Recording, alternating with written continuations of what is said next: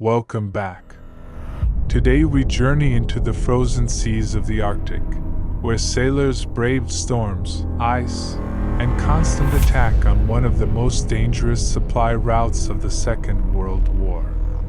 This is the story of the Ghost Convoy, how Allied sailors defied death on the frozen route to Russia. The lifeline to the Soviet Union ran north, through the Arctic Ocean, where merchant ships carried tanks, planes, fuel, and food to support the Eastern Front. These convoys sailed from Britain and America, weaving through icy seas to reach Murmansk and Archangels. The route was a gauntlet of terror. German U-boats lurked beneath, Luftwaffe bombers prowled above, and the battleship Tirpitz and her escorts waited in Norwegian fjords. The convoys faced more than the enemy. The Arctic itself was a weapon. Temperatures plunged below zero, salt spray froze into solid armor on decks, and storms rose with waves that could snap ships in half. Men stood watching frozen here, their breath turning to ice, knowing that if they fell into the sea, death from hypothermia would come in minutes. One convoy in particular became legend. PQ-17, sailing in July 1942, was ordered to scatter when reports came that Tirpitz was moving to intercept. Without escorts, merchant ships became prey. U-boats and aircraft tore into, sinking dozens, until only a handful reached Russia. For sailors, PQ-17 was a nightmare, a ghostly reminder of what could happen when fear of the enemy outweighed unity. Yet the convoys continued. Convoy after convoy pressed north, men defying death with every voyage. They steamed through blacked-out nights under the northern lights, ships glowing like specters against the horizon, earning the name Ghost Convoys. Many never returned. Their wrecks rest in frozen seas, silent monuments to courage. Despite staggering losses, the convoys delivered. Thousands of tanks, planes, trucks, and millions of tons of supplies reached Soviet hands, fueling the advance to Berlin. Without them, the Eastern Front might have collapsed. Every ship that broke through carried with it not just steel and fuel, but the hope of victory. The Ghost Convoys remain one of the harshest and most heroic chapters of the war at sea. They faced enemies above, below, and around, yet still they sailed. Against ice, fire, and steel, ordinary sailors proved that determination could survive even in the deadliest seas on Earth. PQ-17 left Iceland on June 27, 1942. A column of 35 merchant ships carrying more than 200 aircraft, 430 tanks, and thousands of tons of vital war material for the Soviet Union. They were heavily escorted, cruisers, destroyers, and even distant cover from battleships, because British intelligence feared that Germany's surface fleet, including the dreaded Tirpitz, might strike. At first, the convoy made steady progress through fog and icy waters. The men suffered in silence, chipping ice from decks to keep ships from capsizing under its weight, their faces raw from freezing spray. The German shadow soon appeared. U-boats trailed the convoy, calling in positions, and Luftwaffe bombers swept in low, dropping torpedoes between the crowded merchantmen. Ships began to sink, black smoke staining the pale Arctic sky. Then came the fatal order. On July 4th, Admiralty, convinced Tirpitz had sortied, ordered the escorts to withdraw and the convoy to scatter.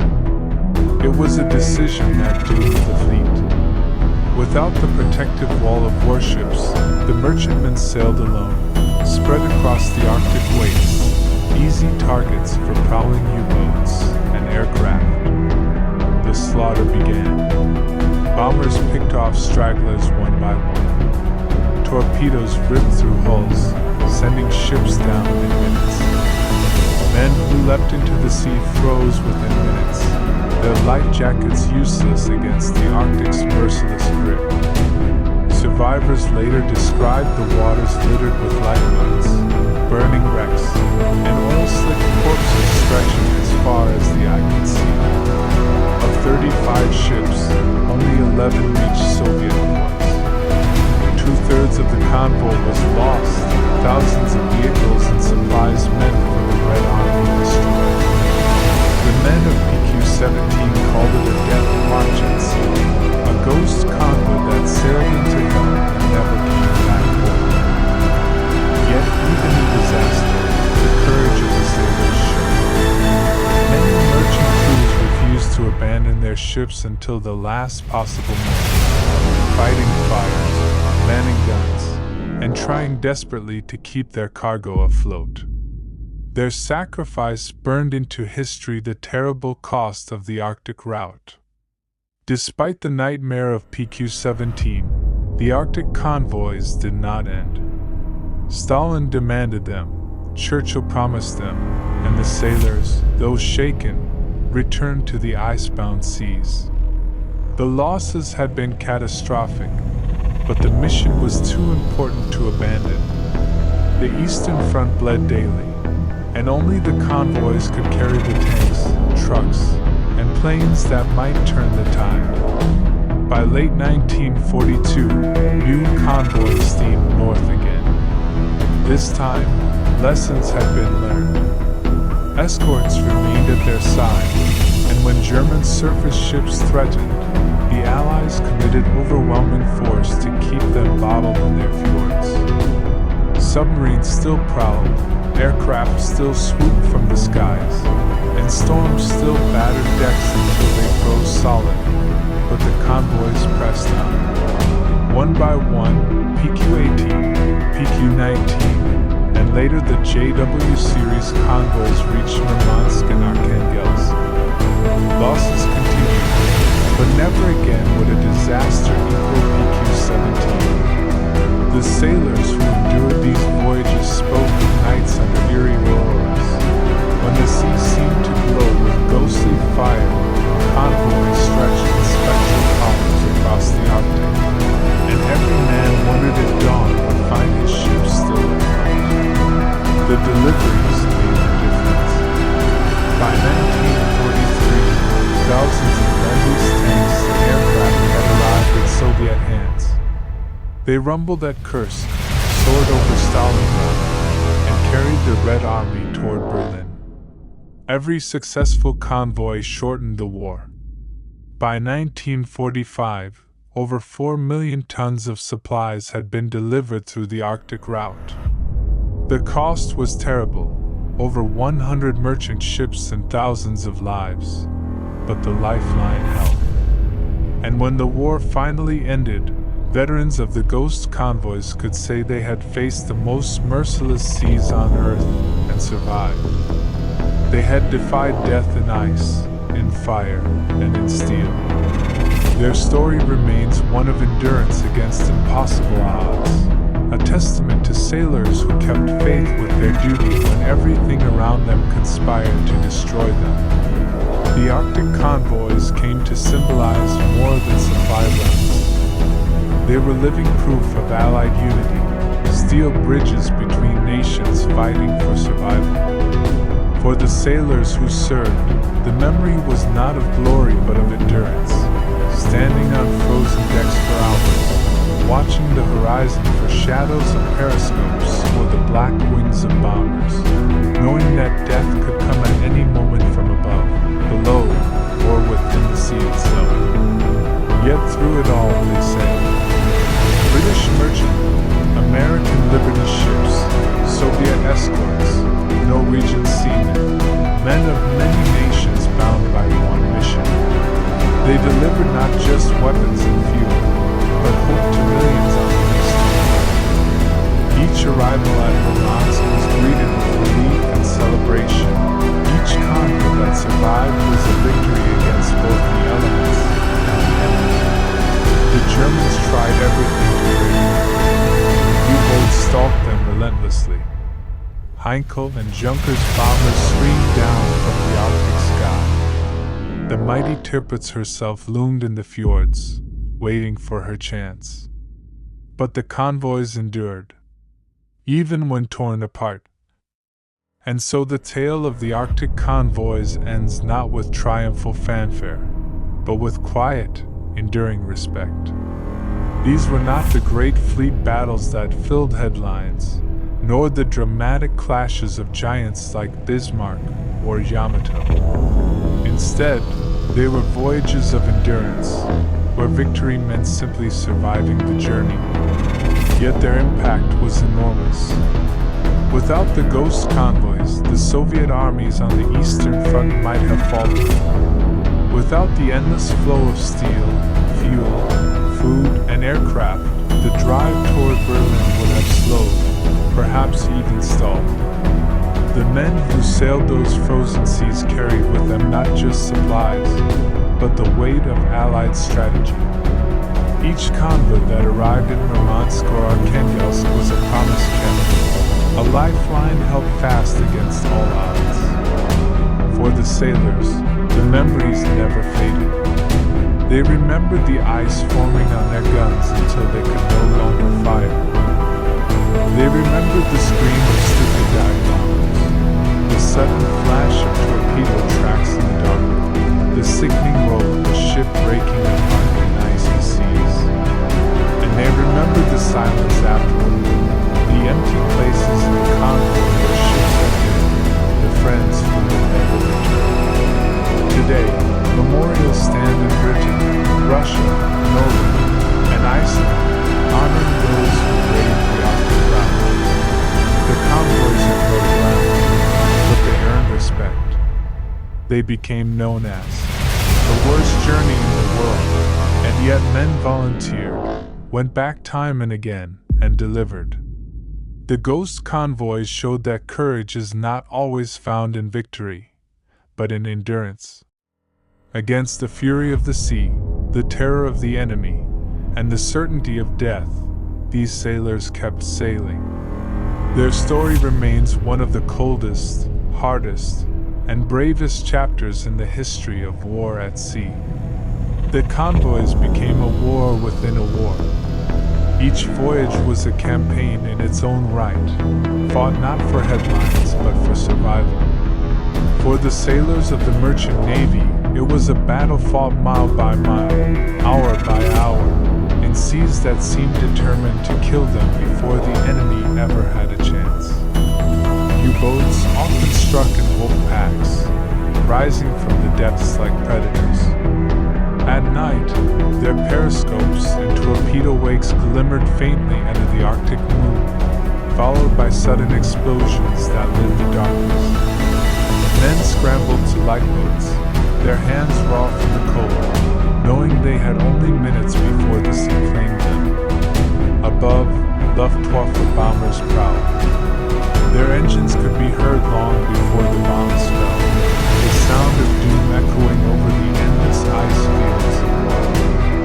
The escorts fought with desperate bravery.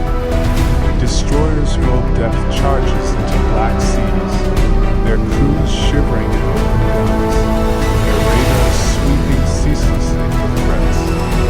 They knew they could not save everyone. Their task was to keep the convoy moving, to shepherd what ships they could take on. It was a burden that weighed heavily on every officer. And then there was the weather, perhaps the deadliest foe of all. The Arctic storm struck without warning, winds screaming across the decks, waves rising like cliffs. Salt spray froze into sheets of ice, heavy enough to capsize ships unless hacked away with axes. Sailors collapsed from exhaustion, their bodies stiff with frost, yet they kept working, because to stop meant death for everyone aboard. Through it all, the convoys pressed on. Each arrival at Murmansk or Arkhangelsk was a victory greater than any battle, proof that the route was not broken, that the lifeline still held. The Soviets cheered the supplies, the tanks rolling down the quays, the planes pulled from mountains of food and fuel that gave new life to their armies. But every celebration was haunted by memory. The empty places in the convoy lines, the names of ships that would never arrive, and the sailors who vanished into the freezing sea. They were the price of survival, the cost of endurance, the reason these journeys became known as ghostly. The Ghost Convoys were not just about cargo or strategy. They were about courage in its rawest form, men who knew they might not see another day, but still sailed north into the cold, dark. By the final years of the war, the Arctic convoys had become legend. Each one that reached its destination was more than a delivery of steel and wood. It was proof that courage could conquer fear. Men returned from those voyages changed, carrying memories of seas that froze their skin, skies filled with clouds, and nights when the northern lights glowed eerily above burning ships. When victory finally came in 1945, much of the credit belonged to those who had braved the Arctic. Over 4 million tons of cargo had reached the Soviet Union. Tanks that crushed German panzers at Kursk, planes that guarded the skies over Stalingrad, trucks that carried armies from Moscow to Berlin. Without them, the Red Army could not have advanced with such speed or power. But the cost was immense. More than 3,000 merchant sailors and naval escorts never returned, their ships lying still in the depths of the Barents Sea. They died without glory, often without witnesses, their sacrifice marked only by oil slicks and wreckage on the waves. For decades, their story was overshadowed by greater battles, but those who survived never forgot. Today, memorials stand in Britain, Norway, and Russia, carved with the names of ships and men who braved what Winston Churchill called the worst journey in the world. Visitors can still see the rusted wrecks beneath the Arctic waters, silent testaments to endurance. The Ghost Convoys remind us that war is not only won by armies and battleships, but also by ordinary sailors who carried hope across oceans of death. Their legacy is clear. They faced storms, submarines, and bombers, yet they kept sailing. Against all odds, they kept the lifeline alive. And in doing so, they helped bring the war to its end. The Ghost Convoys were more than ships and sailors. They were courage itself, moving steadily through the frozen dark, defying death every morning. And so the story of the Ghost Convoys closes in silence, beneath gray Arctic skies. They were not mighty battleships or aircraft carriers, but ordinary merchantmen, escorted by destroyers and corvettes, sailing into seas that seemed determined to destroy them. Yet voyage after voyage, they pressed on, carrying tanks, planes, fuel, and hope through waters filled with U-boats, bombers, and storms. The cost was terrible. Thousands of sailors never returned, their ships lying broken on the seafloor of the Barents Sea. But their sacrifice was not in vain. Every convoy that reached Murmansk and Arkhangelsk kept the Soviet armies fighting, fueled the push to Berlin, and helped bring the war to its end. The men of the Ghost Convoys endured what Churchill called the worst journey in the world. They faced it with courage, resilience, and quiet determination. Their legacy is not only in the supplies they delivered, but in the example they set, proof that even in the harshest conditions on Earth, ordinary men could achieve the extraordinary. The Ghost Convoys will forever remain a story of endurance, sacrifice,